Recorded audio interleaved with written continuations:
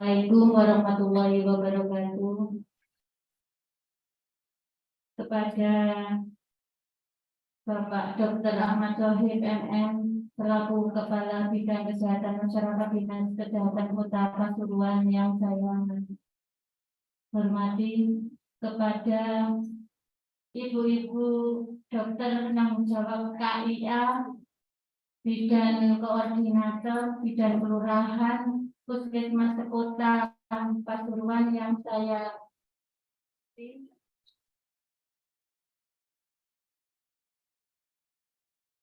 Lupa pula kepada ibu dari klinik PMB Rumah Sakit RSUD dan dari praktek keluarga di Pasuruan yang saya tinggal dan saya tinggal. Pertama-tama marilah kita mendengarkan puja dan puji kehadirat Allah Subhanahu wa Ta'ala yang Maha pada pagi hari ini kita bisa menghadiri pertemuan orientasi penelitian buku KIA dari Ibu dan pemanfaatannya yang edisi terbaru 2023 dalam keadaan sehat walafiat. Untuk mempersingkat waktu, acara selanjutnya yaitu sambutan sekaligus pembukaan yang akan disampaikan oleh Bapak Dr. Ahmad Shohib MM selaku Kepala Bidang Kesehatan Masyarakat Dinas Kesehatan Kota Pasuruan. Pada videonya kami persilakan.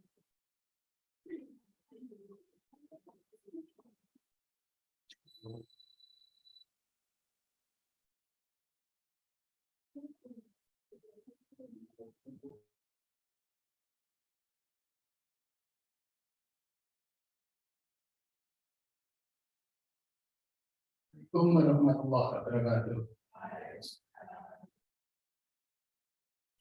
Bismillahirrahmanirrahim. Alhamdulillahirrahmanirrahim.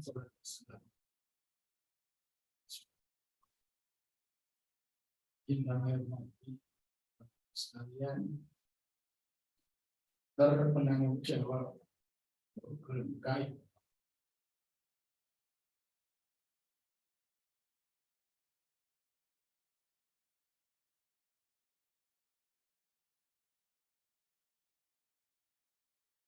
saya sekarang hampir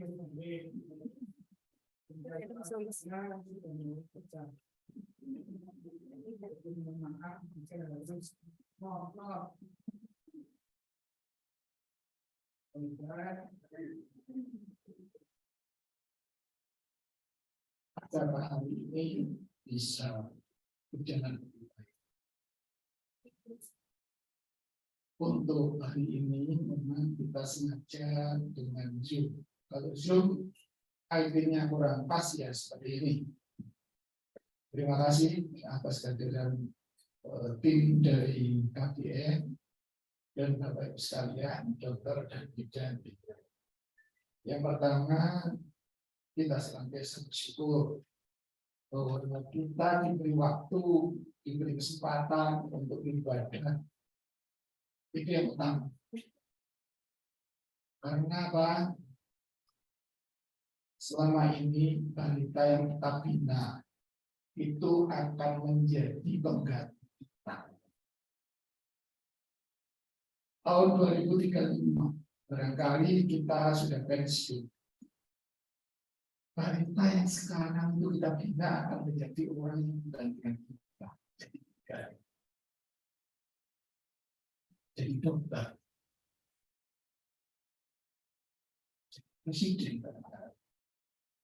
Maka kita harus benar-benar menikmati upaya pembinaan yang sebaik-baiknya. Agar apa? Agar anak yang sekarang balita itu menjadi generasi yang unggul. Ya, Bapak Ibu sekalian adalah sebagai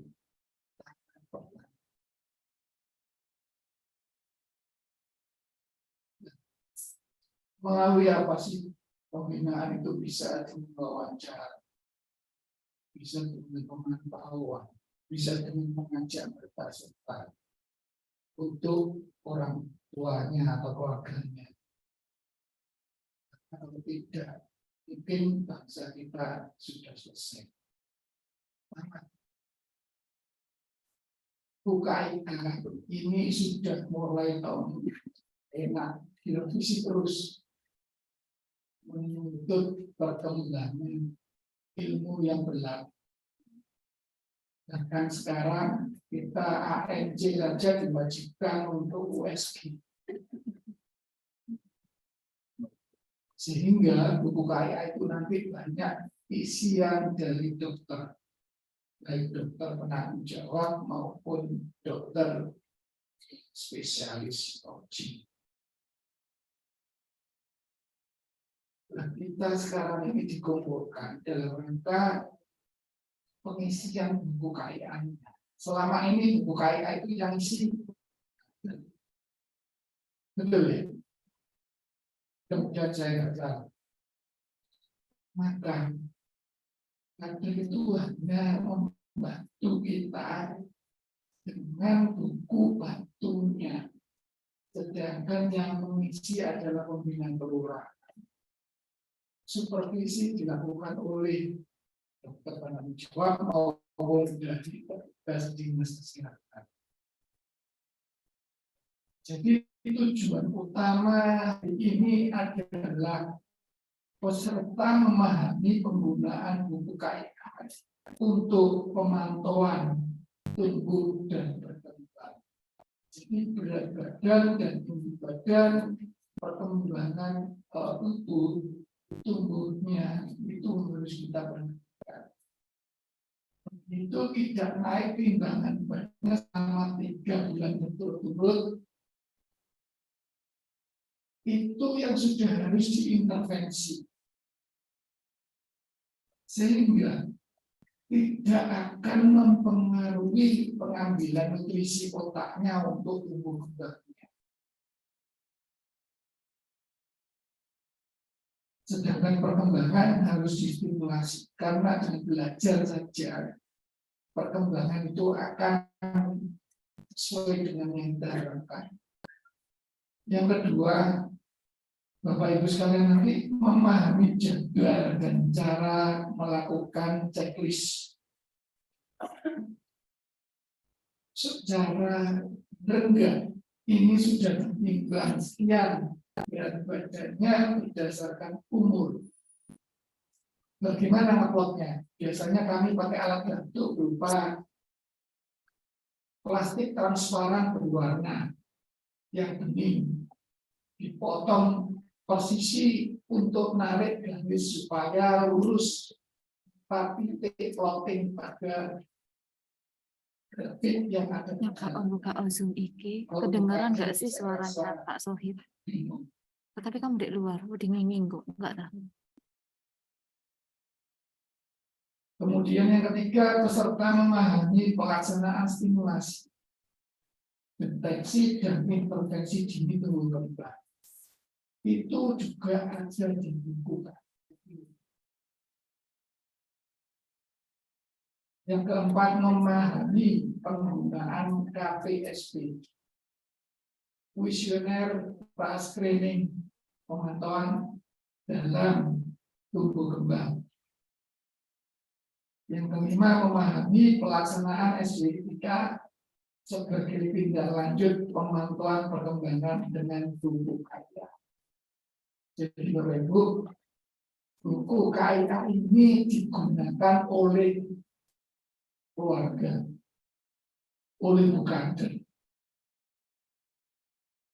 Bapak Ibu membantu memahami apa yang tertulis di buku KIA untuk dilaksanakan oleh keluarga juga. Karena apa? Buku KIA ini yang sarana apanya ibunya bisa membaca dan memahami isi untuk melaksanakan tugas utama kita. Selain menulis apapun yang sudah kita laksanakan di situ. Jadi buku KIA ini di bawah siapa? Ibu di rumah yang selama ini ditunggu di Posyandu jangan.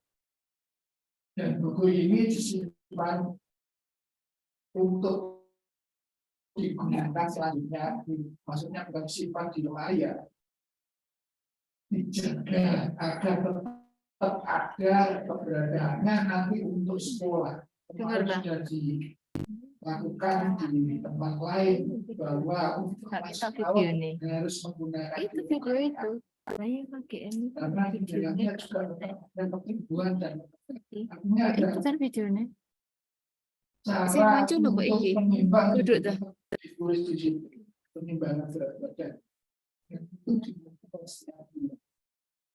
Tidak peduli bulan timbang.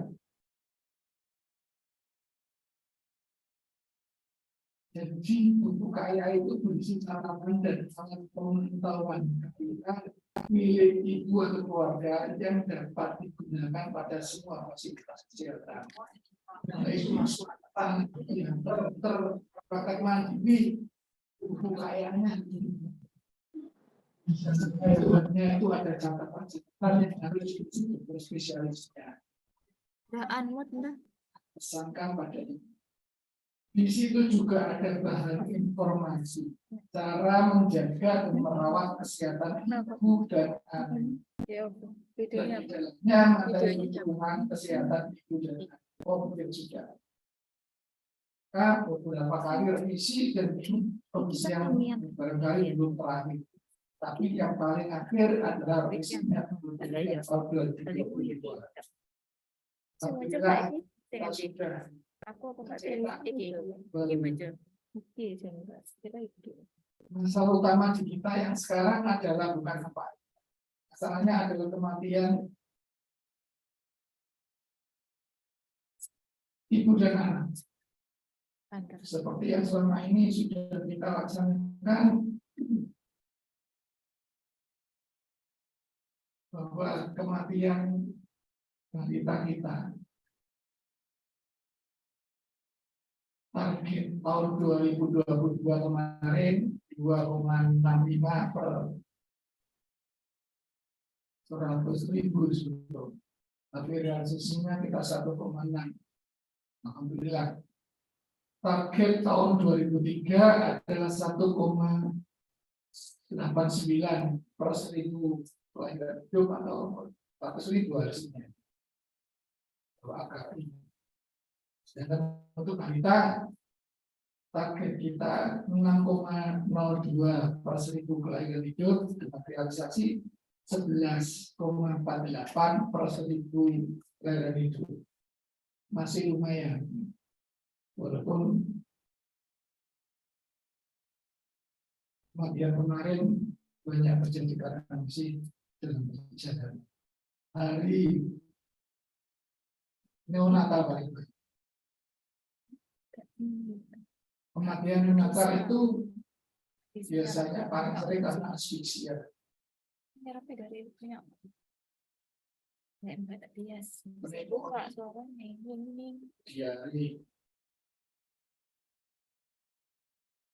Nah, berikutnya adalah stunting tahun 2022, target kita 18,4, realisasi 18,86. Target tahun 2023 nanti 16%, tahun 2024 14%. Alhamdulillah pada bulan timbang 40.000 kemarin kita narik TPP IBM kita sudah 13,31%. Kalau secara dinamis setiap bulan akan ada perubahan data, apalagi ada bayi baru cenderung untuk jadinya statik jika kita tidak hati-hati. Dan untuk menurunkan stunting yang paling aman itu sebetulnya calon pengantin.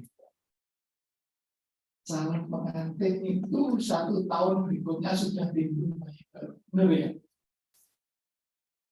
Kalau kita anggap calon pengantin ini benar-benar dengan kerjasama dengan ternak, P3AKD, dan juga dengan Dukcapil, akan terkoneksi dengan aplikasi. Aplikasinya sudah tahu ya? Sudah. Komisi. Itu sudah bisa digunakan. Sudah. Artinya ketika ada calon pengantin harus sudah terkoneksi dan nantinya mendapatkan sertifikat. Permasalahannya tidak semudah itu. Permasalahannya adalah yang mereka ujian. Ada yang kecelakaan, ada yang sengaja disembunyikan. Jika itu terjadi, maka bagaimana?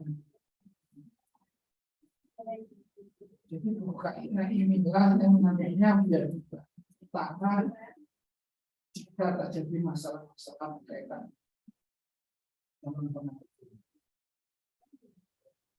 Sudah siap itu.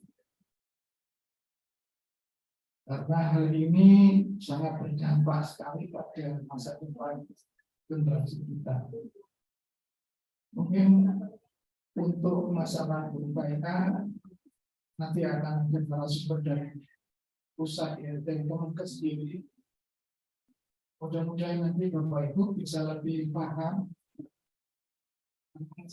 Jelas waktu penjelasan termasuk yang kaitannya dengan IPPK, tumbuh kembang, MBBS dan sebagainya. Pada MBBS ada sendiri IPPK membuka. Karena yang memantau berat badan,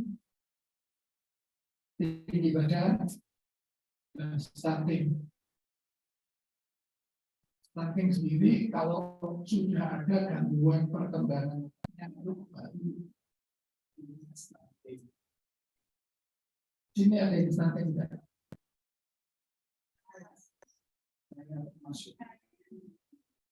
Jadi stunting itu kalau sudah gagal tumbuh dan tumbuh kembangnya bermasalah. Sepertinya kalau itu lebih paham masalah ini. Hanya sekarang ini kita sosialisasikan pengisian UKIA seri itu dan pemanfaatnya untuk masyarakat sebelumnya. Kepala dinas hari ini sebetulnya besok dan kali ikut ya, karena saya ini sebetulnya tugas di Surabaya terkait dengan sama masalah stunting dan kematian KKI dan KKB. Mudah-mudahan dari Surabaya nanti saya sampaikan semuanya masalah terkait ini. Dan besok itu sudah ada lagi Zoom sosialisasi terkait buku KIA khusus bayi kecil mungil. So, ingat bayi mungil ini yaitu bayi yang stunting, BBLR. Pokoknya bapak ibu-ibu yang dari situ resikonya luar biasa. Jadi tumbuhan amal badan berat yang paling baik. Itu yang saya sampaikan hari ini. Saya mohon maaf sekaligus membuka acara ini harusnya vaksinasi. Jadi mohon maaf vaksinasi. Tapi bapak mau pagi baru saya izin sini. Sampai dari KPU budaya wassalamualaikum.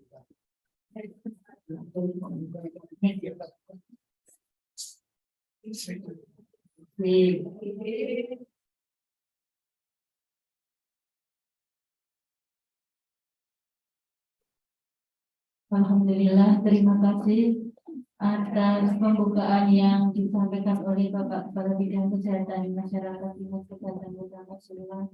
Semoga bermanfaat bagi kita khususnya bagi masyarakat pada umumnya. Untuk acara selanjutnya yaitu doa. Kita akan berdoa semoga apa yang kita dapat hari ini bisa berjalan lancar dan bermanfaat. Berdoa, silakan.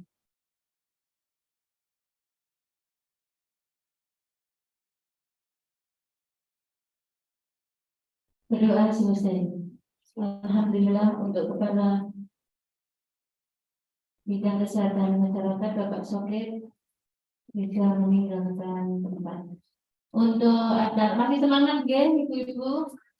Ya masih pagi ya, pagi setengah siang. Sudah siang, ya. Tapi di sini pagi soalnya dingin ya, nggak kayak di Binkes ya, Binkesnya panas ya. Hasilnya di sini bagus. Ini sudah tersambung dengan Kemenkes ya kita hari ini untuk membahas pengisian buku KIA seri ibu versi 2022 ini. Kenapa kita cetak sekarang? Soalnya adanya seri 2022 di akhir, jadi cetaknya kita 2023. Apa bedanya di 2021 bukaannya? Nanti akan disampaikan oleh Dr. Widiawati dari Kemenkes. Sudah.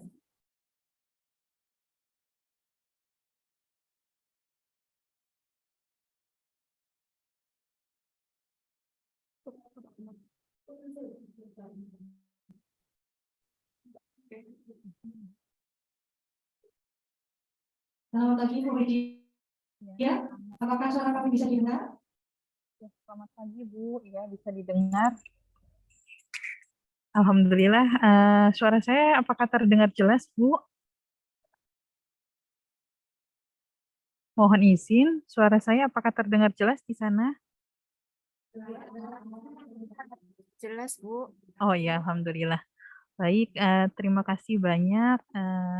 Sebelumnya yang terhormat Bapak Kabid Dinas Kesehatan Kota Pasuruan yang tadi telah membuka orientasi.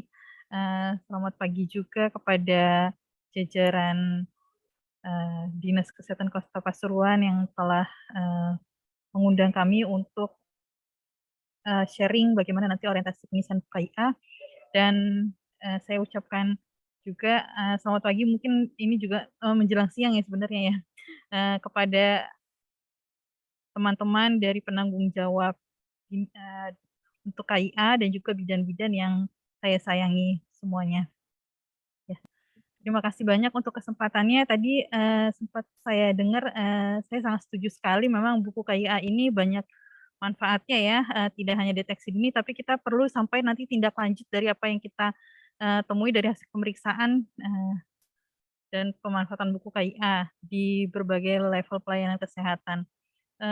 Dan tadi juga saya sempat mendengar bahwa Kota Pasuruan mengadakan buku KIA ya, kalau tidak salah. Ya, saya ucapkan terima kasih banyak Bu, sudah, membantu kami untuk, eee, memenuhi kebutuhan buku KIA di daerah. Karena memang dari kami mohon maaf juga tidak bisa memenuhi 100%. Dan dengan sangat menyesal juga memang pengadaan tahun lalu kami, apa namanya, mengalami kendala di akhir tahun sehingga tidak dapat mendistribusikan di, apa namanya, tahun lalu. Mungkin sebelum dimulai saya izin share untuk link buku KIA ya, Bapak Ibu, karena, di awal tahun juga ada sedikit saja sedikit, perubahan sebelum, naik cetak di awal tahun ini. Sebentar.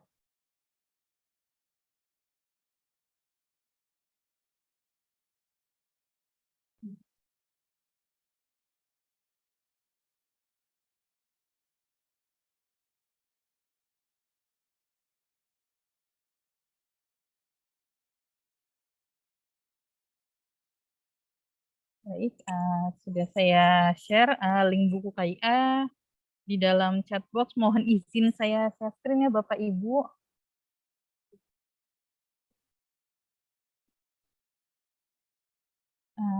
Mohon nanti jika misalkan di pertengahan mungkin suara saya terdengar kurang jelas bisa diinterupsi ya Bu ya, biar, penyampaiannya juga sesuai dengan apa yang kita harapkan. Ya baik, mohon izin saya, pada siang hari ini menyampaikan terkait dengan buku KIA, perubahan bagian Ibu ya, kontennya. Yang sebenarnya revisinya tahun lalu, tapi kami, di pusat baru berhasil bukan, ya dalam proses ya untuk, mencetak di tahun ini. Ya baik, mungkin ini hanya sekilas saja saya sampaikan memang kan penyebab kematian ibu masih didominasi oleh hipertensi dan perdarahan. Lalu juga di sini untuk, kematian bayi juga masih, banyak terjadi 50%-nya di masa neonatus ya, di usia 0 sampai 28 hari yang sebagian besar karena prematur. Ya, lalu juga memang banyak masalah juga, baik di sebelum hamil, ibu hamil dan bersalin, dan bayi balita yang ini merupakan, pendorong atau determinan untuk terjadinya stunting ya. Tentunya kita harapkan bersama dengan deteksi lebih dini, mungkin melalui pemeriksaan, kehamilan atau ANC, lalu, melalui pelayanan, persalinan di fasilitas kesehatan, pelayanan kunjungan nifas dan juga kunjungan neonatus sesuai standar, dan juga tadi seperti Pak Kabid sampaikan, jika pemantauan tumbuh kembang juga kita lakukan secara rutin dan kita tindak lanjuti dari hasil pemeriksaannya, tentu kita bisa menurunkan terjadinya angka kematian ibu, bayi, neonatus, dan juga terjadinya angka stunting. Ya. Untuk rekomendasi WHO ini memberikan bahwa, pemeriksaan kehamilan ini akan memberikan pengalaman kehamilan yang positif jika memprioritaskan perawatan yang berpusat pada orang, kesehatan wanita, dan keluarga. Rekomendasi tertinggi ini, mencakup promosi kesehatan pemeriksaan kehamilan, bagaimana cara mendeteksi dininya terkait dengan kehamilan dan penyakit penyertanya dalam kehamilan.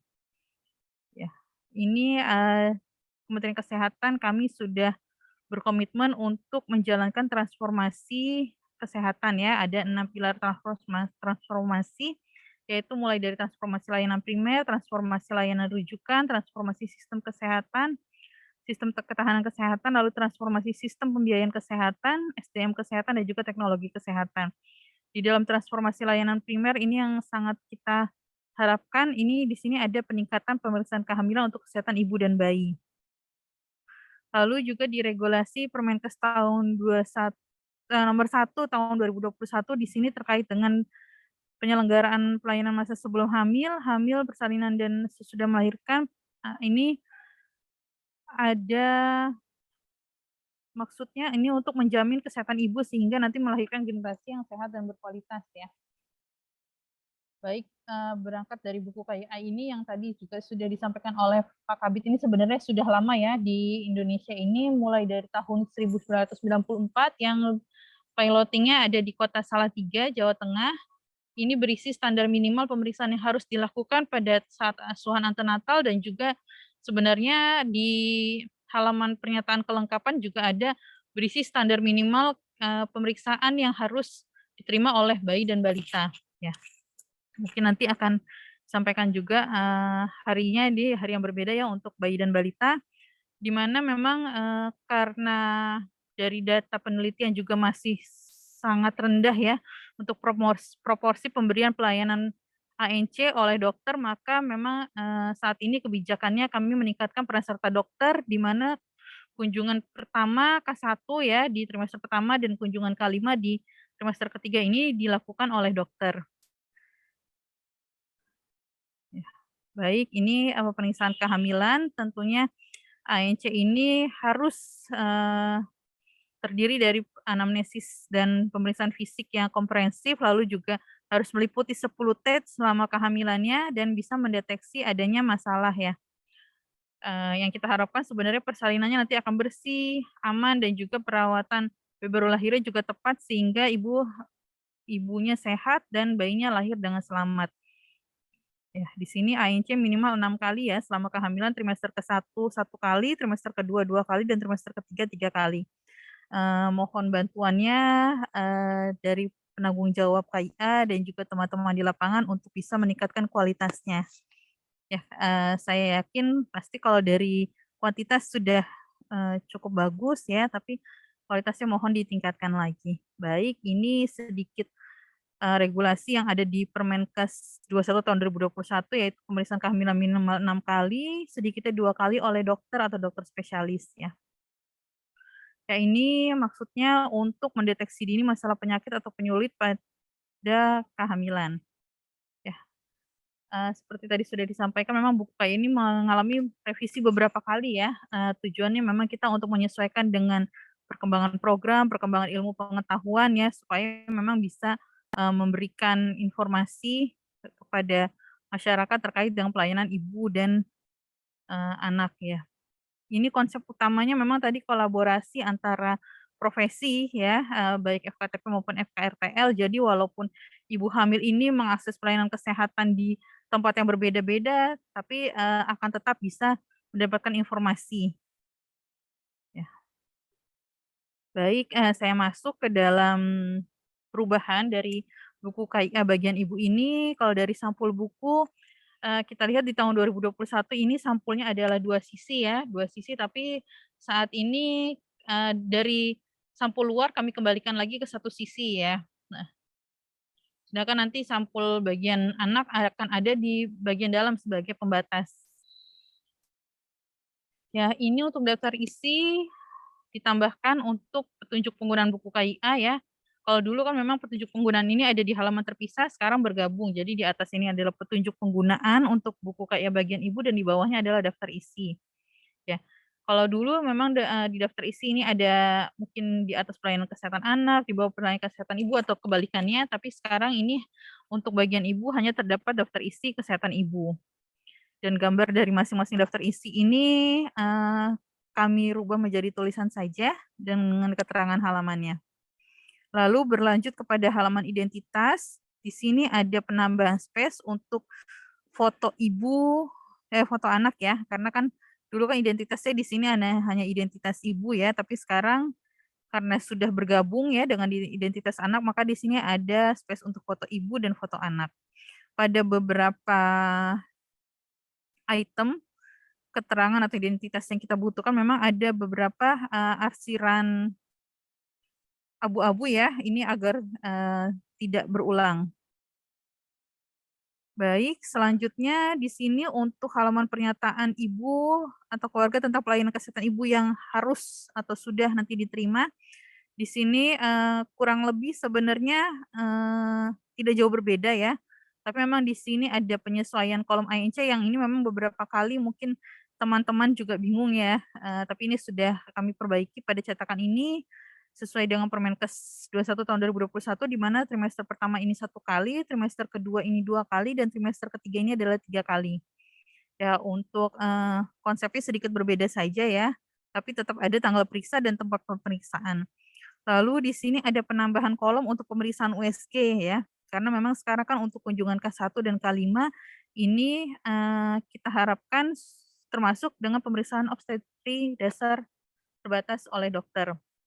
Lalu juga kami tambahkan untuk tes laboratorium ini sudah kami coba sesuaikan dengan usia kehamilannya ya, karena ini kan memang tidak di seluruh kunjungan pemeriksaan kehamilan diperiksanya ya. Seperti itu. Baik, selanjutnya ini untuk halaman amanat persalinan. Secara umum ini sama dengan tahun 2021, tapi di sini ada penambahan untuk nama fasiankesnya. Ya, penambahan nama fasiankes di sini, dan untuk jam persal sudah kami hapus. Ya, karena memang sekarang sudah tidak ada jam persal lagi ya untuk tahun 2023. Jadi sekarang untuk tanggung jawab Kemsos ya, ini sudah dialihkan mekanismenya dengan PBI ya. Jadi memang diharapkan kita mendorong kepemilikan jaminan kesehatan.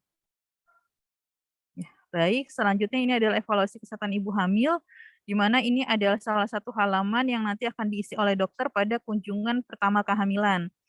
Pada halaman ini ada sedikit penyesuaian ya, yang tadinya imunisasi TT di sini imunisasi menjadi imunisasi TD. Kita sesuaikan penulisannya, lalu penambahan variabel imunisasi lainnya ini di bawah kesimpulan status imunisasi ya. Jadi di sini ada imunisasi lainnya ya, COVID-19 atau yang misalkan ada imunisasi lainnya nanti bisa diisi pada titik-titik ini.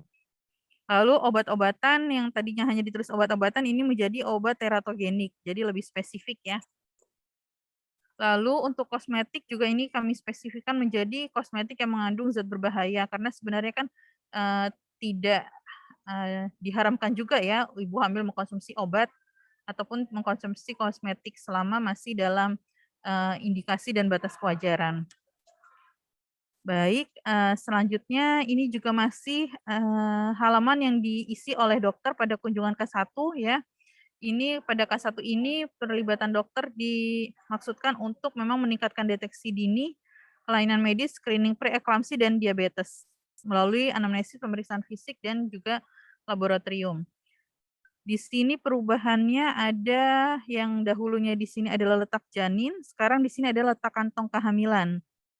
Ya, dan di sini untuk bagian paling bawah kesimpulan atau rekomendasi di sini dicetak tebal atau bold ya. Jadi nanti bagian-bagian yang ada titik-titiknya ini harus diisi ya oleh dokter pada kunjungan pertama. Untuk grafik evaluasi kehamilan ini juga ada sedikit penyesuaian, yaitu memang untuk yang di versi terbaru ini sudah tidak ada lagi usia gestasi dengan target kenaikan berat badan, karena ini kan sudah ada juga ya halaman tersendiri. Lalu untuk grafik evaluasi kehamilan, kalau sebelumnya ini dimulai dari 12 minggu, sekarang kita lebih awal lagi untuk meningkatkan deteksi dini, maka ini dimulai dari usia 8 minggu. Ya.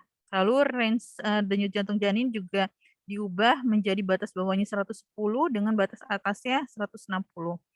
Diberikan juga batas sistol dan diastol ya. Lalu untuk rumus MAP-nya di bagian bawah ini dibetulkan menjadi 2 kali D ditambah, oh mohon maaf ini saya typo ya, jadi 2 kali D ditambah S dibagi 3. Jadi perhitungan atas diselesaikan dulu lalu dibagi 3. Kalau sebelumnya kan di sini 2 kali D dibagi 3 baru ditambah S ya. Jadi sekarang ini sudah dirapikan untuk rumus MAP-nya, dan juga untuk cut off point dalam merujuk di sini adalah MAP-nya lebih dari 90 mm Hg ya dari hasil rumus MAP tadi. Baik, ini sebenarnya untuk lebih jelasnya ya. Kalau tadi kan ada memang di halaman grafik evaluasi kehamilan ini ada DJJ ya. DJJ itu adalah denyut jantung janin.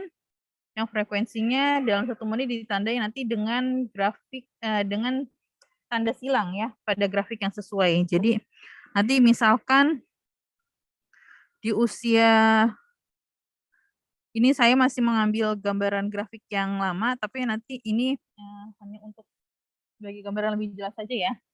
Jadi kalau misalkan nanti kita di usia 14 minggu misalkan kita memeriksa denyut jantung janin, maka ini kita tarik garis ya, garis horizontal yang horizontal untuk berapa hasil tadi dari denyut jantung janin, dan vertikalnya kita tarik untuk usia kehamilannya. Lalu pada titik temu itu kita berikan tanda silang ya pada grafik titik temu tadi. Lalu di sini ini adalah tekanan darah ya, sistol dan diastol. Di sini dihitung dalam 1 menit.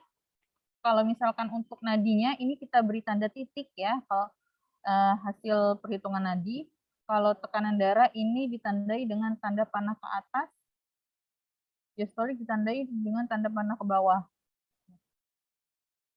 Jadi memang nanti di sini diisi berapa nadinya, berapa tekanan darah sistol dan diastolnya, lalu diukur, dihitung MAP-nya. Hasil dari perhitungan MAP itu misalkan berapa ya, misalkan 85 itu, maka kita tulis juga dengan tanda segitiga.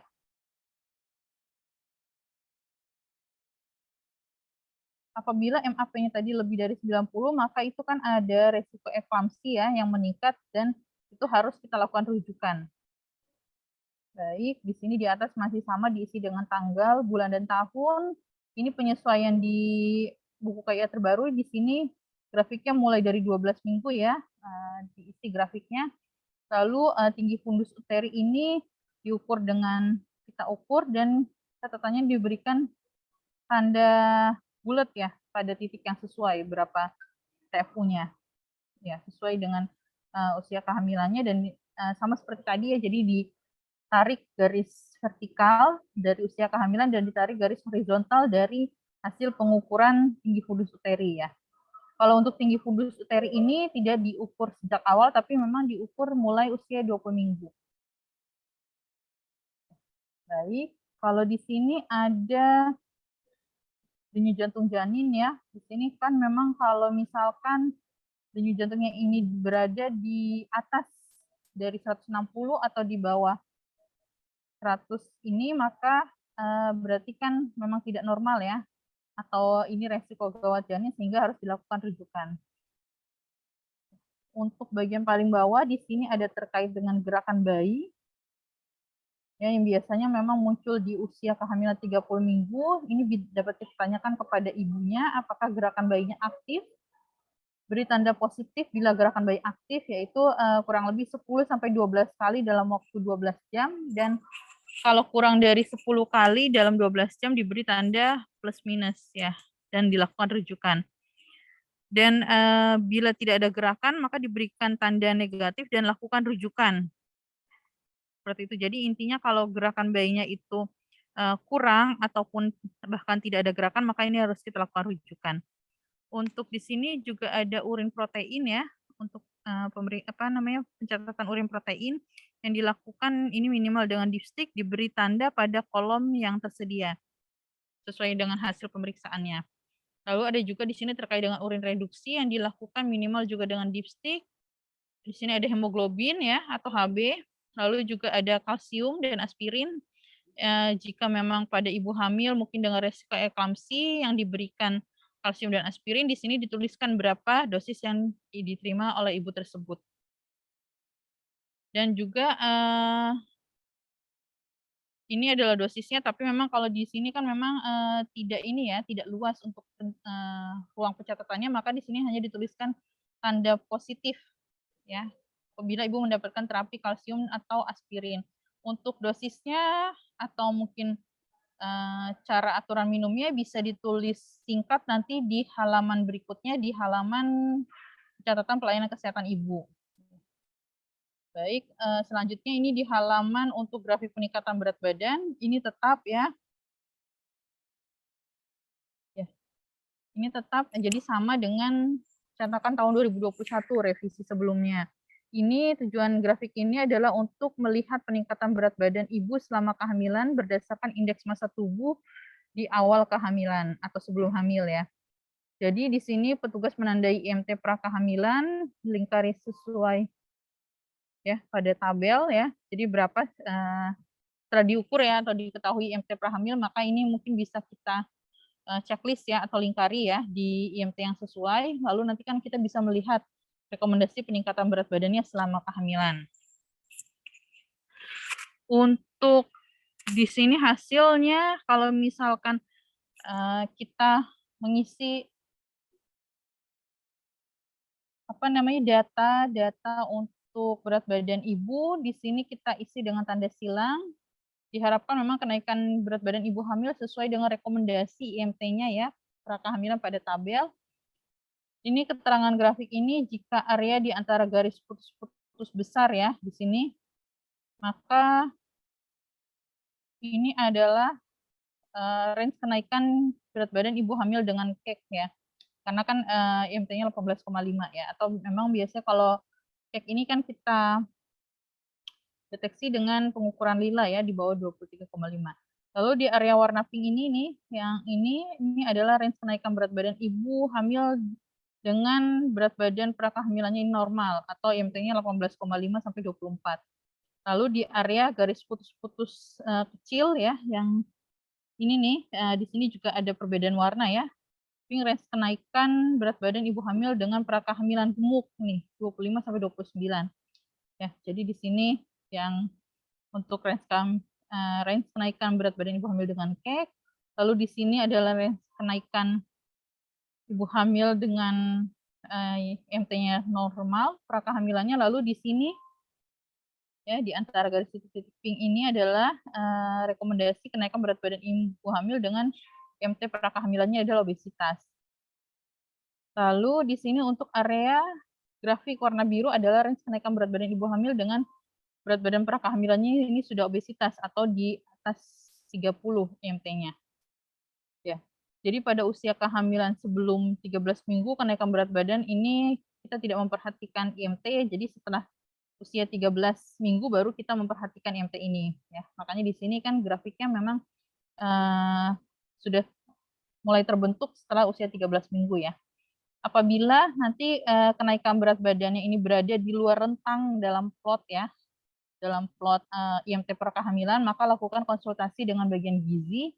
Apabila memang dicurigai ketidaksesuaian kenaikan berat badan selama kehamilan, mungkin ini bisa dikoordinasikan secara internal atau eksternal untuk mencari tahu penyebabnya. Ya, apakah kelainan sistemik seperti infeksi atau gangguan metabolik yang perlu memang kita tentunya memerlukan pemeriksaan penunjang untuk menentukan hal tersebut. Ya, baik, selanjutnya ini adalah halaman yang baru ada di buku KIA yang versi terbaru ini, jadi sebelumnya tidak ada ya. Jadi ini ada lembar pemantauan ibu hamil ya yang dilakukan setiap minggu. Setiap minggu di sini ya, jadi mulai usia kehamilan 6 minggu. Karena biasanya rata-rata memang ibu hamil baru mengetahui bahwa dia positif hamil di usia 6 minggu kehamilan. Ya. Di sini ada pemeriksaan kehamilan, maaf sebentar. Ya, pemeriksaan kehamilan yang dimana di sini sesuai dengan rekomendasi di Permenkes 21 tahun 2021 yaitu minimal 1 kali pemeriksaan oleh dokter di trimester pertama, 2 kali di trimester kedua, dan 3 kali di trimester ketiga. Ini adalah checklist untuk kelas ibu hamil ya. Kalau misalkan di minggu ke-6 misalkan ibu itu mengikuti kelas ibu hamil, ini kita checklist ya. Lalu konsumsi tablet tambah darah, ini kita checklist ya, dikonsumsi atau tidak. Kalau dikonsumsi kita beri tanda checklist, kalau pemenuhan gizinya sesuai kebutuhan atau tidak, ini kita checklist juga ya kalau misalkan sesuai.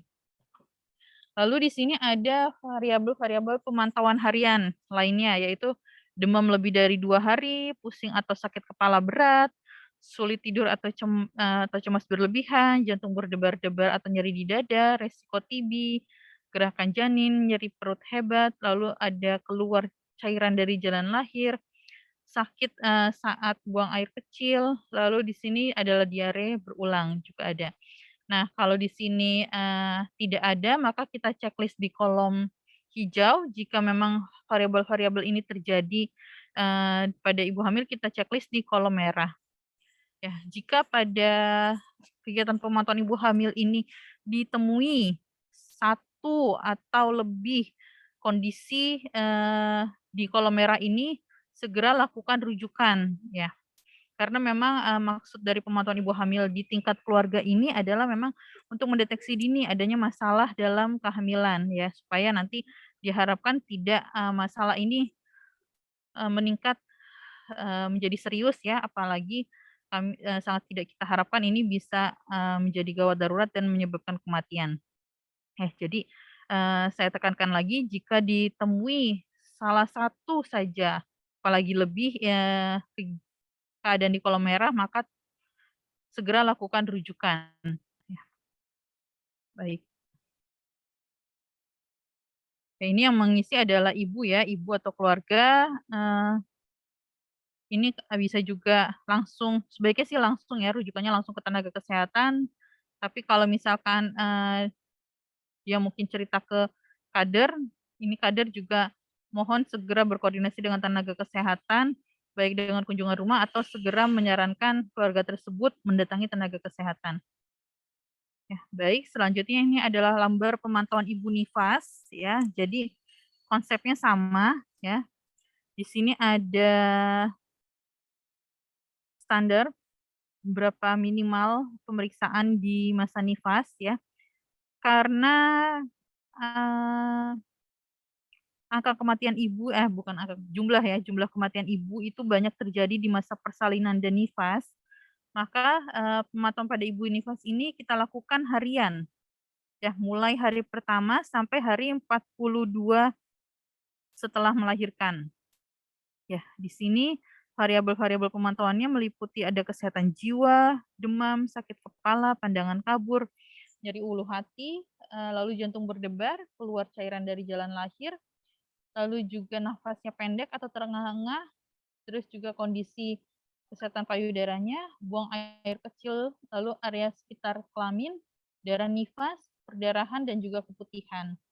Ya, jika memang ini kondisinya sesuai dengan kondisi yang di kolom hijau, maka kita berikan checklist. Kalau kondisinya sesuai dengan yang di kolom merah, maka kita berikan checklist di kolom merah.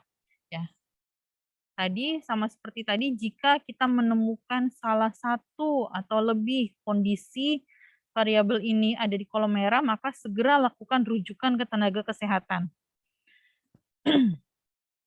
Baik, seperti itu ya. Nah, lalu berikutnya di sini ini masih halaman yang digunakan oleh dokter ya pada kunjungan pertama kehamilan yang kita harapkan ini dilakukan di trimester pertama ya, yang oleh dokter tadi. Jadi di sini kalau sebelumnya di sini adalah halaman untuk screening preeklamsi, saat ini di halaman ini sudah kita tambahkan dengan penambahan screening diabetes mellitus gestasional. Dan untuk apa tadi?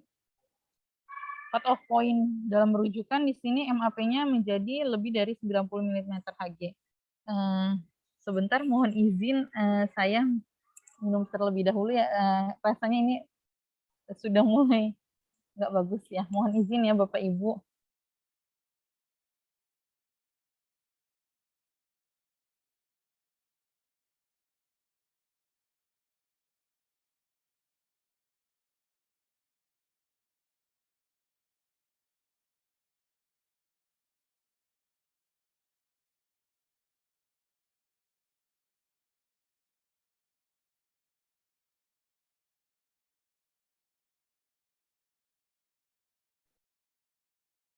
Ya, baik. Terima kasih. Mohon maaf tadi jadi tersela sebentar. Ya. Jadi di sini ada penambahan untuk screening diabetes mellitus gestasional. Ya. Yang ini dilakukan di usia 24 sampai 28 minggu ya, disarankan. Baik, kenapa kita menambahkan screening diabetes mellitus gestasional ini? Karena memang angka kejadiannya cukup banyak ya dalam sebuah penelitian yang dilakukan oleh Pelita dan Nurdiati di tahun 2020.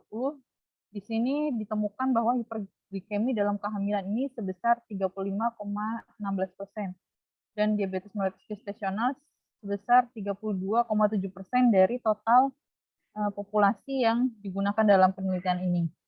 Ya, jadi cukup banyak ya, sepertiganya hiperglikemi dan kurang lebih sepertiga juga dari sampel tersebut mengalami DM gestasional. Selanjutnya ini adalah buku KIA juga digunakan pada pemeriksaan kelima pada trimester ketiganya oleh dokter.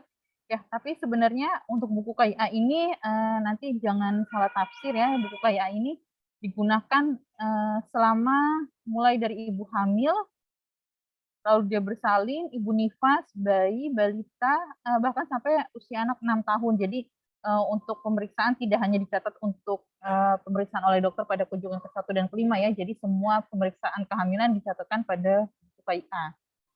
Karena memang sesuai dengan regulasi KMK 284 tahun 2004 diamanahkan ini adalah satu-satunya catatan pelayanan ibu dan anak. Ya.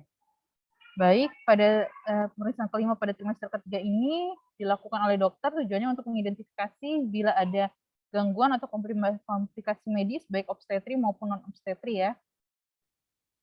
Kalau misalkan pada pemeriksaan dokter kunjungan kelima ini kondisi ibu normal, maka pemeriksaan selanjutnya K6 dan seterusnya dapat dilakukan kembali oleh tenaga kesehatan lainnya seperti bidan maupun perawat. Kalau misalkan pada pemeriksaan kelima ini dokter sudah dapat diharapkan ya sudah dapat memberikan rekomendasi tempat persalinan ibu sesuai dengan kondisinya. Jadi ini adalah halaman yang diisikan oleh dokter pada pemberian pelayanan kunjungan kelima di trimester ketiga. Di sini ada perubahannya adalah pada persentase kepala, persentase bokong, dan letak lintang ya. Kalau sebelumnya kan di sini persentasenya adalah persentase kepala, sungsang, dan melintang. Tapi di sini untuk yang sungsang ini direvisi menjadi persentase bokong. Lalu di sini adalah penambahan keterangan singkatan untuk hasil pemeriksaan USG ya, karena kan dulunya hanya singkatan-singkatan saja ya. Sehingga pada cetakan yang terbaru di sini ditambahkan keterangannya supaya lebih jelas ya. Ini apa maksudnya ya, apa yang diperiksa dari hasil USG itu dan apa yang dicatatkan. Misalkan ini BPD ini adalah biparietal diameter, lalu ini adalah AC adalah ya, ini adalah apa namanya? Abdominal sirkumferensial ya, atau di sini adalah terkait dengan sirkumferensial abdominal, lalu juga ada penambahan SDP ya, ini kan kalau sebelumnya belum ada ya. Sekarang ada untuk SDP cairan ketuban. SDP ini adalah single deepest pocket, jadi berapa kedalaman cairan ketuban. Ya, ini adalah yang diisi oleh dokter pada kunjungan kelima untuk mengevaluasi kondisi medis ibu baik obstetri maupun non obstetrinya dan membuat rekomendasi rencana persalinan ya di sini ya. Jadi di sini jika dokter itu diharapkan sudah harus memberikan rekomendasi tempat persalinannya, apakah bisa di FKTP maupun di FKRPL. Ini bisa dicoret salah satunya. Lalu di halaman selanjutnya ringkasan pelayanan persalinan. Jadi ringkasan pelayanan persalinan di sini adalah ralat ya, ralat untuk penulisan SPOG. Kalau sebelumnya kan memang SPOG G-nya kecil, ini kita ralat menjadi SPOG dengan OG-nya besar, dan ini adalah penambahan informasi terkait dengan kapan menggunakan buku KIA bayi kecil. Ya, jadi kalau di sini kan memang tertulis jika berat lahirnya itu kurang dari 2.500, 2.100 ya di sini ya, atau panjang lahirnya itu kurang dari 48, mohon maaf, kurang dari 48, atau usia kehamilannya ini kurang dari 37 minggu, maka bayi ini menggunakan buku KIA buku KIA bayi kecil yang dimana ini kami akan sosialisasikan besok ya.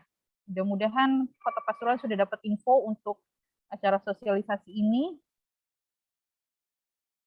Kalau belum dapat info nanti tolong segera mencari tahu ya, karena ini kami rencanakan besok untuk sosialisasinya. Baik, ini ringkasan pelayanan NIFAS. Ini sama tetap dengan cetakan tahun 2021. Ya, lalu di sini untuk halaman rujukan, di sini ada ralatan sedikit, umpan balik rujukan menjadi rujukan balik. Ya, jadi kami harapkan bagi sasaran yang dirujuk, di sini dilakukan rujukan balik. Ya, dalam merujuk, di sini juga diatur di dalam Permenkes 21 tahun 2021, terutama tentang rujukan persalinan ya. Di sini jejaring rujukan persalinan bisa dilakukan baik horizontal maupun vertikal ya. Rujukan horizontal ini di FKTP ya bisa dilakukan rujukannya di antara FKTP disesuaikan dengan kondisi medis ibu hamil ya, ataupun ibu bersalin dan ibu nifas. Jadi di sini untuk level pertama di FKTP non Puskesmas Ponet ya, dan bisa dilakukan rujukan horizontal ke FKTP Puskesmas Ponet. Namun untuk pemeriksaan untuk pelayanan persalinan kami harapkan ini bisa dilakukan di FKTP Puskesmas Ponet ya, diutamakan. Lalu jika memang kondisi medis ibu hamilnya, ibu bersalinnya ini tidak dapat ditangani dari FKTP, maka disarankan untuk mencari tempat rujukan FKTL yang paling dekat ya. Di sini bisa dilakukan di level 3 yang ada spesialistiknya, bisa dilakukan di level 4 yang ada subspesialistiknya, dan ada level 5 ya. Di sini yang ada pusat perawatan maternal regional. Tentunya untuk rujukan vertikal ini disesuaikan dengan kondisi atau kasus yang dialami oleh ibu tersebut ya. Mungkin di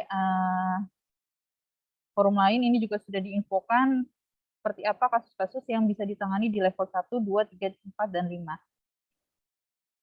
Baik, kita lanjut kepada halaman edukasi terkait dengan pemeriksaan kehamilan. Di sini kurang lebih untuk penyampaian standar pemeriksaan kehamilannya dan untuk standar 10T-nya kurang lebih sama, tapi memang di sini kita lakukan penyederhanaan bahasa.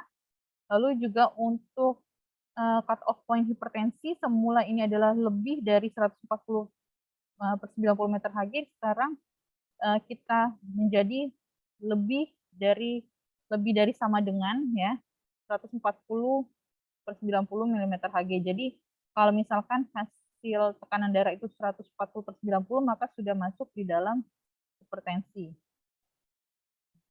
Lalu untuk halaman kelas ibu hamil, di sini ada penyesuaian ya, ada tambahan untuk daftar hadir kelas ibu hamil. Jadi misalkan ibu itu sudah mengikuti kelas ibu hamil, di sini ditulis tanggalnya berapa dan paraf kadernya. Begitu juga nanti ini ada juga daftar hadir untuk kelas ibu balita ya. Nanti yang mungkin akan disampaikan pada sesi presentasi pengisian buku KIA bagian anak ya. Baik, untuk halaman untuk halaman perawatan sehari-hari ibu hamil, di sini secara umum sama, tapi memang larangan minum minuman bersoda ini dihapus ya. Sebenarnya boleh, tapi memang tetap harus dalam batas yang wajar ya. Kalau berlebihan tetap tidak boleh. Baik, selanjutnya ini adalah halaman untuk nutrisi ibu hamil ya.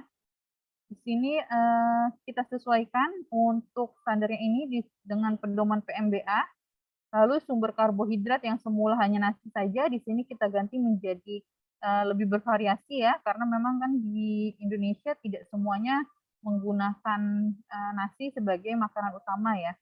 Jadi di sini kita ganti lebih bervariasi, ada gambar kentang, jagung, sagu, roti, dan mie.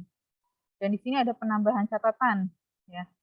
Kalau ini kayaknya kurang naik ya gambarnya ya. Jadi ini ada penambahan catatan, ini petugas kesehatan yang menjelaskan porsi makan disesuaikan dengan bahan lokal. Ya, supaya nanti sasaran juga lebih mengerti ya kalau kita sampaikan dengan bahan makanan lokal. Ya, selanjutnya untuk halaman aktivitas fisik, ibu hamil di sini tetap ya, jadi tidak ada perubahan. Untuk yang tanda bahaya pada kehamilan dan masalah lain pada kehamilan, ini ada penambahan untuk nyeri ulu hati. Ya, penambahan nyeri ulu hati, lalu juga sakit kepala, pandangan kabur, kejang, dan bengkak. Karena memang ini yang sering terjadi sebagai tanda-tanda untuk terjadinya preeklamsi ya. Jadi di sini ini kita tambahkan di sini. Baik, untuk selanjutnya ini halaman persiapan melahirkan atau bersalin, di sini tetap ya. Untuk tanda awal persalinan juga ini tetap. Begitu juga dengan informasi ibu bersalin atau proses melahirkan ini tetap. Dengan cetakan tahun 2021 ya, atau revisi tahun 2021, lalu untuk tanda bahaya pada persalinan juga sama, ini tetap. Untuk halaman terkait dengan depresi pasca melahirkan, di sini secara umum sama, tapi memang kita di sini menambahkan beserta keluarga. Jadi kami harapkan di sini bisa terjadi peran serta keluarga dalam mengenali dan memahami tanda dan gejala masalah kesehatan jiwa oleh ibu, karena tentunya masalah jiwa yang dialami oleh ibu ini akan berpengaruh tidak hanya bagi kesehatan ibu sendiri, tapi juga bayi yang dilahirkannya ataupun anak yang diasuhnya ya. Mungkin ada tidak hanya bayi yang baru lahir ini, tapi juga mungkin ada kakaknya ya. Seperti itu. Baik, berlanjut kepada halaman perawatan ibu nifas, di sini tetap. Dan untuk halaman ini, di sini ada penambahan terkait dengan nyeri ulu hati, mual muntah, sakit kepala, dan pandangan kabur ya, sebagai tanda bahaya pada ibu nifas, karena ini sebagai tanda preeklamsi yang lebih utama ya terjadi ketimbang hanya kaki bengkak ya. Makanya ini kita tambahkan supaya bisa meningkatkan kewaspadaan terkait dengan mengenali adanya tanda-tanda preeklamsi. Untuk halaman ibu menyusui di sini tetap. Untuk halaman cara memerah dan menyimpan ASI juga masih tetap ya dengan revisi sebelumnya. Untuk halaman nutrisi ibu menyusui di sini sama ya perubahannya dengan halaman nutrisi ibu hamil ya. Jadi di sini kita sesuaikan dengan pedoman PMBA. Lalu untuk sumber-sumber makanannya yang karbohidrat ini kita buat lebih beragam ya.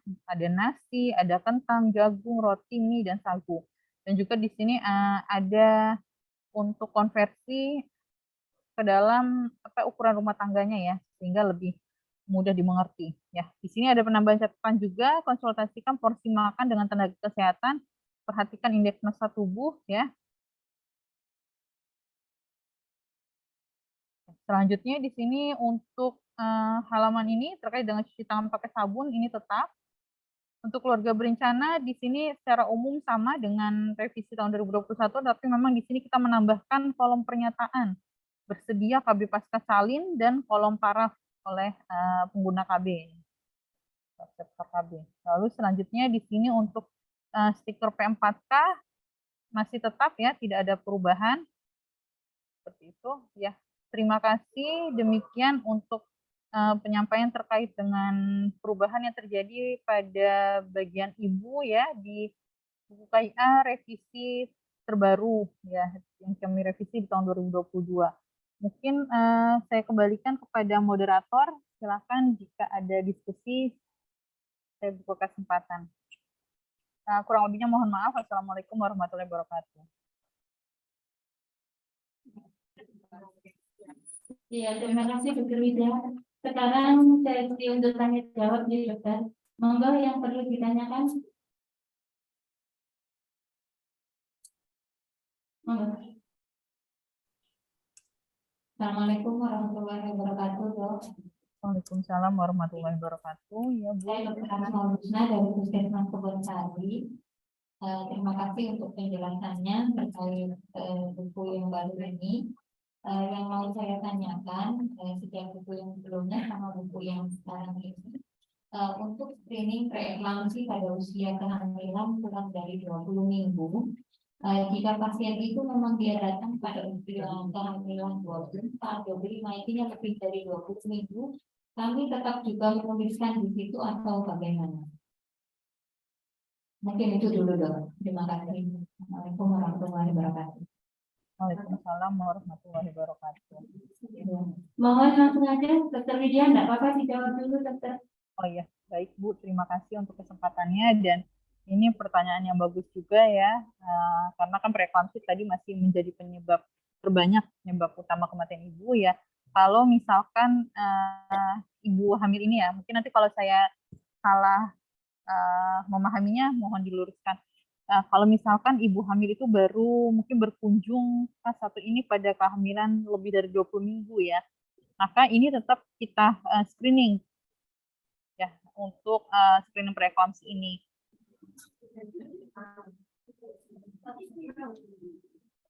Kalau dengan catatan memang dia memang belum pernah K1 ya Bu oleh dokter, dengan apa namanya dia mungkin mengakses K1 ini terlambat.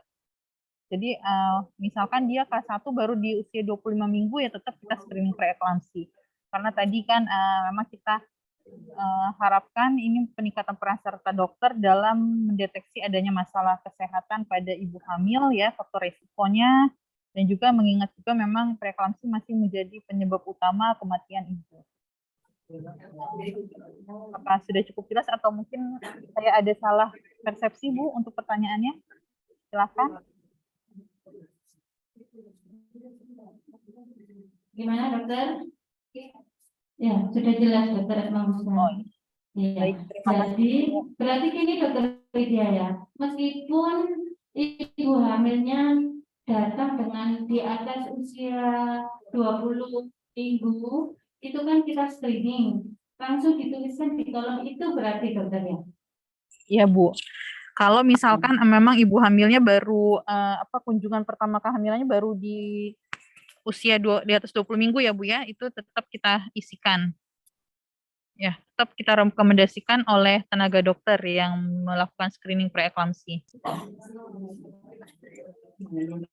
Oke. Terima kasih, Dokter. Untuk yang lain, monggo. Bu Lili, silakan. Permisi Bu, kami dari Puskesmas Gade Krejo ingin menanyakan di lembar pemantauan ibu hamil. Di situ tadi kan ditulis tentang kolom tablet tambah darah, tapi di sini tidak ada Bu di kolom. Di kolomnya tidak ada ya Bu. Bentar. Iya, Ibu hamil ya. yang ibu hamil, kalau ibu nifasnya ada di sini. Tapi kalau diterangkan kan ada 4 kolom tadi. Di sini cuma 3 kolom. Bentar, coba saya. Oke, Bu. Iya, iya. Mohon maaf. Terima kasih Bu untuk pertanyaannya. Coba saya sesuaikan dulu dengan filenya ya. Untuk yang pemantauan ibu hamil ya Bu.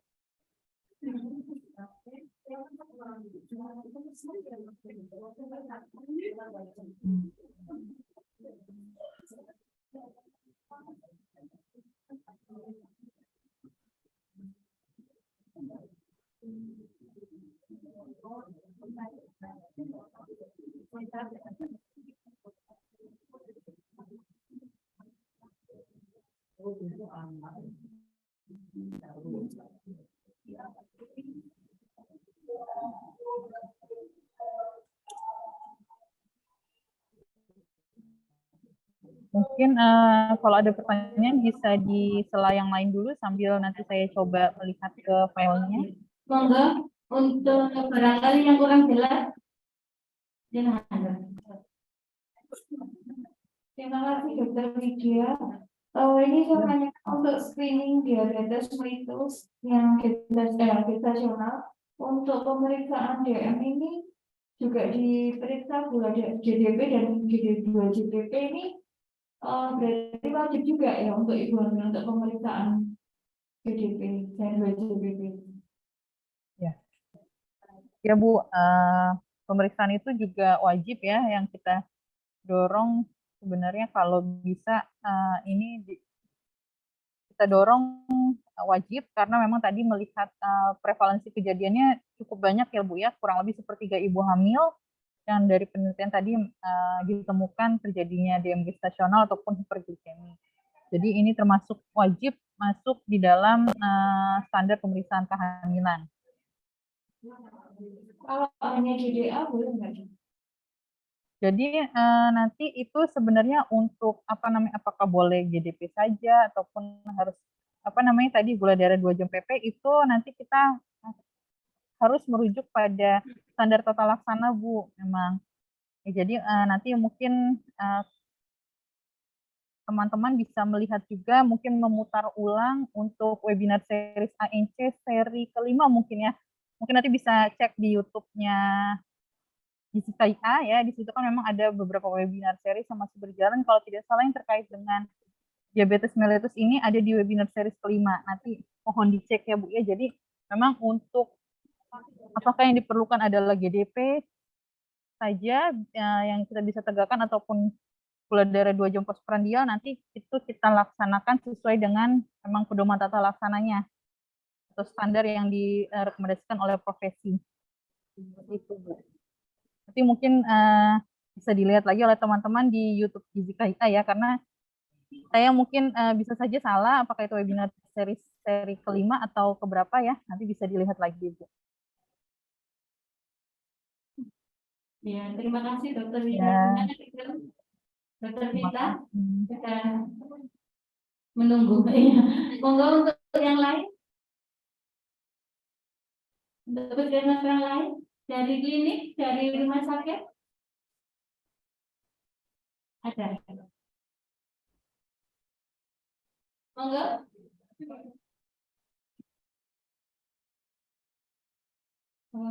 Terima kasih untuk Dokter Widya. Saya mohon izin untuk bertanya terkait dengan screening preeklampsi tadi yang ditanyakan Bu Asmaul Husna. Kalau pasien yang datang kurang dari 12 minggu, apakah tetap diisi di screeningnya? Tadi kan jawabannya memang iya ya, Dokter ya.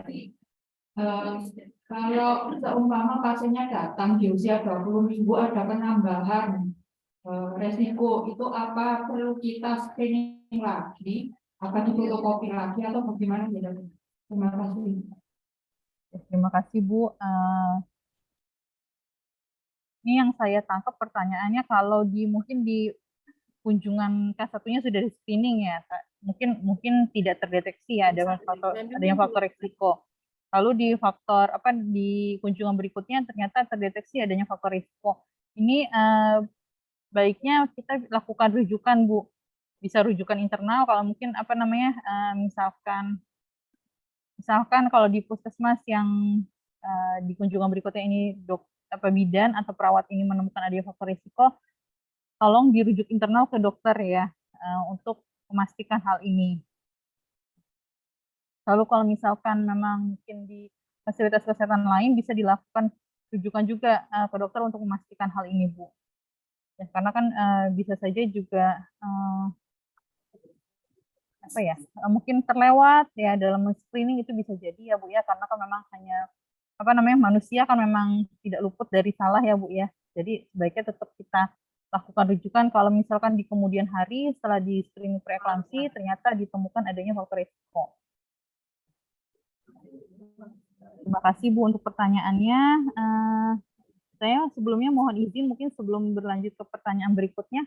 Ya, tadi untuk yang tabel pemantauan ibu hamil ya, nanti mungkin saya izin merevisi untuk slide-nya ya.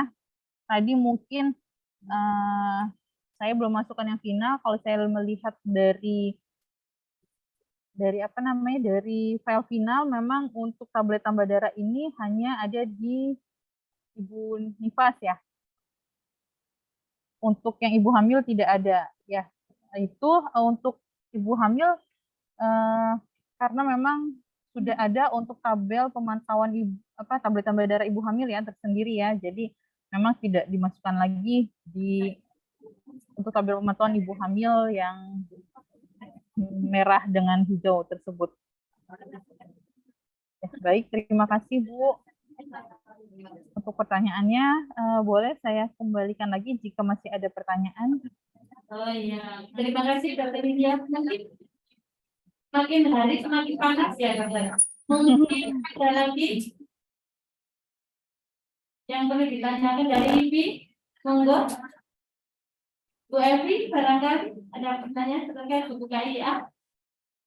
Monggo yang pelayanan ini, yang bu-bidanya ini yang masih bingung. Ya. Ada lagi? Ya.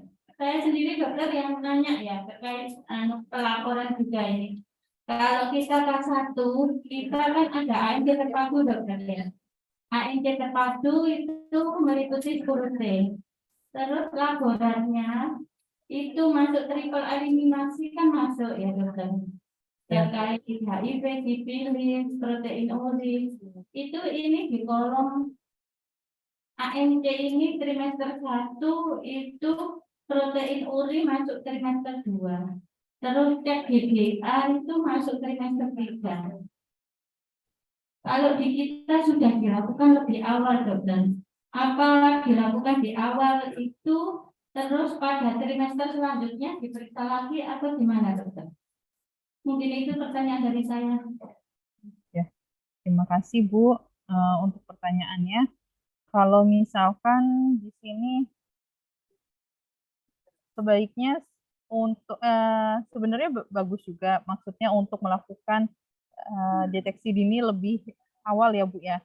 Tapi mungkin kita bisa mengikuti yang ada di tabel pernyataan tadi ya, yang kalau misalkan apa namanya di awal ya, yang di awal ya untuk trimester 1, 2, dan 3 ini bisa kita lakukan, sebenarnya tidak apa-apa, bisa dilakukan di trimester 1, bisa juga dilakukan sesuai dengan yang ada di dalam pernyataan terkait dengan apa namanya, terkait dengan ada kan ya di halaman pernyataan ibu atau keluarga tentang kelengkapan pelayanan kesehatan. Jadi tidak apa-apa bisa dilakukan di trimester 1 ataupun di trimester kedua.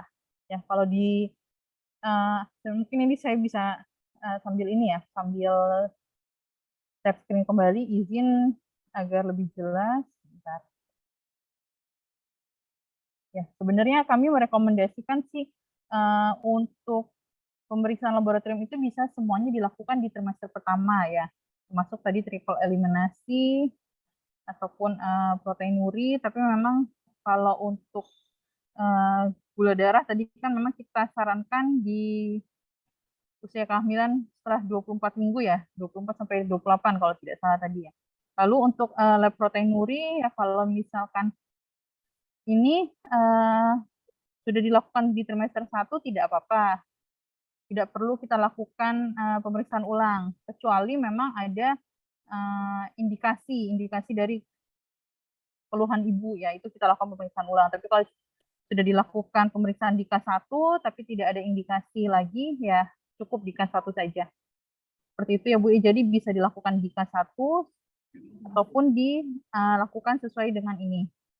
Ya, izin mengingatkan bahwa untuk halaman ini baik di ibu maupun anak ini bukan halaman pencatatan untuk hasil ya, tapi ini hanya untuk kelengkapan. Jadi di sini nanti yang ditulis ini adalah tanggal dan tempat pelayanan. Tenaga kesehatan membubuhkan paraf jika sudah memberikan pelayanan sesuai dengan yang ada di list halaman ini. Terima kasih Bu. Ya, terima kasih. Mungkin ada yang lain? Monggo. Sudah jelas atau masih bingung? Kita sementara dalam penyelesaian ya, Dokter Widya. Ya Bu. Perlahan-lahan. Mungkin ada yang lain dari klinik bidan. Satu lagi ya dokter, dari saya mau bertanya, kalau nggak ada yang bertanya. Untuk grafik evaluasi kehamilan, di situ kan ada di sebelahnya DDD dokter. Itu ada sebelahnya 30, 40, 50, itu ada 0, 4, 8, 12, 16. Itu apa dokter? Kira-kira saya kok masih bingung.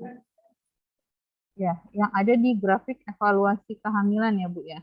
Iya. Di sini ada, oh ya, 0, 4, 8, dan ya, 18 dan 20. Di sini rasanya sebenarnya sih sudah dihapus ya. Iya, dokter itu fungsinya kalau seandainya DBT itu kan 20, 30 sampai 170. Kalau UK ada di bawah, ada 8, 9 sama di atas. Kalau yang TFU itu ada di samping kanan, ada 5, 10, 15. Jadi kita bingung yang 0, 4, 8 itu apa? Ya Bu, ini kalau tidak salah sebenarnya ini sudah dihapus Bu, karena memang sudah tidak Oh, berarti tidak ada itu, 048. dokter. Ntar coba saya konfirmasi Iya. lagi ya.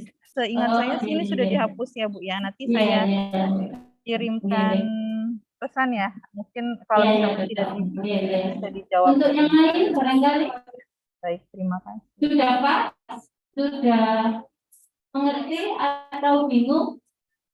Bingung, masih bingung. Tidak apa-apa perlahan-lahan tapi pasti. Kalau penyesuaian itu kan nggak langsung, saya juga bingung. Tuh. Dokter mohon izin mau bertanya dokter. Untuk yang Iya, tabel silakan. ini ada tabel PPIA dokter yang screening awal ini. Kalau catatan ini tabelnya di tiap semester itu tidak diwarnai. Itu apakah kita harus setiap trimester itu kita harus memeriksa PPIA-nya itu, dokter? Terima kasih. Mohon izin Bu, mohon maaf. Apa namanya kurang jelas? Halaman 1, dokter, mohon Halaman izin. 1, Oke. ya halaman 1. Untuk yang PPIA, ini kan kolomnya tidak diarsir di trimester 1, 2, 3. Dan itu ada kolom-kolom tersendiri, kecil-kecil. Itu apakah kita setiap minggunya itu, trimesternya itu, kita harus memeriksakan PPIA-nya tersebut, dokter? Terima kasih. Ya, terima kasih Bu. Jadi kalau untuk PPIA sebenarnya cukup sekali ya kalau misalkan tidak ada indikasi kecurigaan atau perlu dikonfirmasi cukup sekali selama kehamilan. Nah, mungkin kalau di situ ada ada 3 ya, ada 3 untuk kolomnya. Di situ kan memang untuk HIV, sifilis, dan hepatitis. Tapi sebenarnya ini yang kita rekomendasikan ini dilakukan di K1 ya, di trimester 1. Jadi kalau sudah dilakukan di trimester 1, tidak lagi perlu dilakukan pada trimester berikutnya. Kecuali memang ada apa namanya hasil pemeriksaan yang harus kita konfirmasi. Tapi biasanya juga kan untuk mengkonfirmasi hasil pemeriksaan ini kita sarankan di FKRTL ya, sesuai dengan alur tata laksana ANC di sesuai pedoman ANC ya Bu ya. Ya. Mohon maaf ini berarti memang keliruan di kami tidak ada arsiran pada trimester 2 dan trimester ketiga. Ya, terima kasih banyak Bu untuk pertanyaannya. Ini juga apa namanya sebagai catatan juga buat kami mungkin nanti perbaikan buku KIA di ke depannya ya Bu ya. Terima kasih. Mohon izin dokter, saya bertanya tentang halaman 16 dan tahun jumlahnya. Di sini kan dituliskan resume hasil pemeriksaan dan tata laksana yang telah dilakukan di SKPT, jam ambil alasan dan alasan dirujuk ke FKRTL. Mohon maaf, apakah ini harus diisi? Karena kan selama ini kita membuatkan rujukan dengan form BPJS ya yang sudah online. Apakah tetap harus diisi yang ini atau tidak? Terima kasih. Terima kasih. Ini yang halaman 16 ya Bu ya. Oke. Yang 16 itu yang pemeriksaan semester ketiga bukan ya? Rujukan dokter. Oh, yang rujukan. Oke. Ya, untuk rujukan kalau misalkan ada form rujukan tersendiri, tetap itu ditulis di form rujukan mungkin yang sudah ada, tapi di buku KIA tetap harus dicatat Bu, sama seperti apa namanya? Ini kan adalah pencatatan di tingkat keluarga ya Bu, sama seperti kalau misalkan kita menuliskan hasil pemeriksaan ibu atau balita kan tetap di rekam medis tertulis, tapi tapi di buku KIA tetap kita tulis. Ya, terima kasih.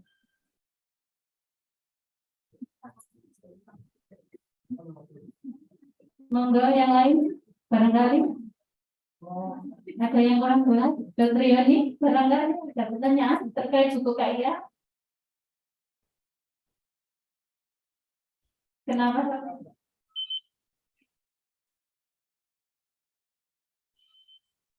Izin bertanya untuk Ya, silakan. puskesmas apakah wajib untuk pemeriksaan USG di trimester 1 dan trimester 3 di mana tidak semua puskesmas sudah punya USG. Apakah untuk pemeriksaan di trimester 1 dan trimester 3 ini wajib untuk dikirim ke rumah sakit untuk dilakukan USG? Terima kasih. Terima kasih untuk pertanyaannya. Ini pertanyaan yang bagus ya, karena kan standar kita sudah 1 dan 5 ini termasuk pemeriksaan USG, tapi memang mungkin keadaan di lapangan belum semua puskesmas ini memiliki USG atau belum semua tenaganya terlatih USG. Jadi untuk pada kondisi yang puskesmasnya tidak ada USG atau dokternya belum terlatih USG, maka ini bisa K1 dan K5 ini dilakukan oleh tenaga selain dokter ya, bila memang di puskesmas tersebut tidak ada dokter. Ataupun sebenarnya kalau misalkan ada fasilitas kesehatan yang terdekat, sebaiknya sih dirujuk yang terdekat. Jadi kita tetap bisa memeriksakan dengan pemeriksaan USG. Kalau misalkan tidak ada USG-nya ya bisa juga pemeriksaannya dilakukan oleh dokter tanpa pemeriksaan USG, karena ya kita memang tidak bisa memeriksa USG kalau tidak ada alatnya, seperti itu. Jadi pada kondisi tersebut, saya ulangi, kalau tidak ada dokter atau tidak ada alat USG-nya, bisa dilakukan pemeriksaan oleh tenaga selain dokter ataupun pemeriksaan K1 dan K5 tanpa USG. Ya, itu pada kondisi tertentu seperti itu ya, Pak ya. Kalau misalkan memang ada dokternya dan ada USG-nya, tetap kita rekomendasikan K1 dan K5 dilaksanakan sesuai standar. Sudah jelas Dr. Yani? Iya. Untuk kita sementara yang punya USG itu 1 Dr. Widya. Untuk akhirnya 1 bulan 2 kali itu kita rujuk ke puskesmas yang ada USG-nya. Untuk tahun ini kita pengadaan 3 untuk puskesmas.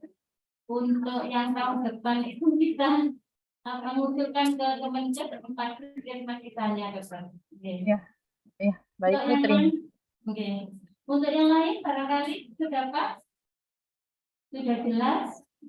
Oh iya, Mas. Assalamualaikum Dok, mau tanya lagi untuk ke halaman 12 catatan pelayanan kesehatan ibu. Kalau buku yang lama itu kan ada tulisannya dokter spesialis ya. Berarti form catatan pelayanan kesehatan ibu ini adalah SOAP-nya kita semua dan kita tulis di sini ya, baik dokter maupun bidan, dan menyimpulkan dari setiap pemeriksaan yang terpisah-pisah tadi. Seperti itu. Iya. Ya, benar Bu. Saat ini untuk catatan pelayanan kesehatan ibu tidak lagi tidak lagi hanya untuk dokter dan dokter spesialis, tapi juga bisa diisi oleh tenaga kesehatan lain yang memberikan pelayanan kesehatan ibu. Ya, bisa dilakukan oleh bidan ataupun perawat. Ya. Terima kasih Bu.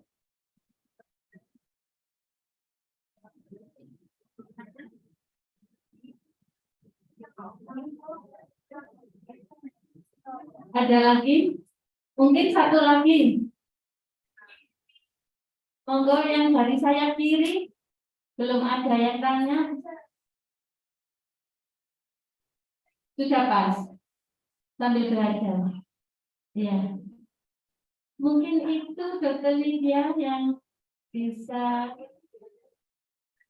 kami tanyakan. Ya, Dokter Lydia. Mohon maaf apabila kita nggak cerewet, nanti pertanyaannya macam-macam gitu. Agar kita tahu cara mengisinya mungkin. makanya diadakan orientasi pengisian buku KIA versi yang baru ini. Mungkin itu saya ucapkan terima kasih Dr. Lydia. Baik, Ibu, terima kasih banyak. Ibu dari Dinas Kesehatan dan teman-teman tadi dari fasilitas kesehatan dan dari dinas. Saya juga mengucapkan permohonan maaf bila dalam penyampaian dan juga dalam menjawab diskusi tadi masih ada yang kurang ya, ada kesalahan bicara ataupun kehilafan. Dan saya saya juga masih ada tadi satu utang pertanyaan ya, nanti mohon izin saya titipkan pesan ke panitia. Ya. Sekali lagi kurang lebihnya mohon maaf. Wassalamualaikum warahmatullahi wabarakatuh. Waalaikumsalam warahmatullahi wabarakatuh. Terima kasih Bu Lydia. Ya, terima kasih Bu. Mohon izin saya live ya Bu, mohon izin. Iya. Ya, terima kasih. Semoga semua sehat selalu. Terima kasih. Untuk selanjutnya kita isoman dulu ya. Isoman dulu 10 menit, jam 1 kita kumpul lagi, masih ada ya. Iya, masih banyak pematerinya. Oh, apa enggak salah dulu, apa lanjut? Apa lanjut? Kita lanjut ah. Ya, enggak pakai sholat, masih semangat. Enggak apa-apa sambil makan. Mbak minta tolong nasinya dibagi.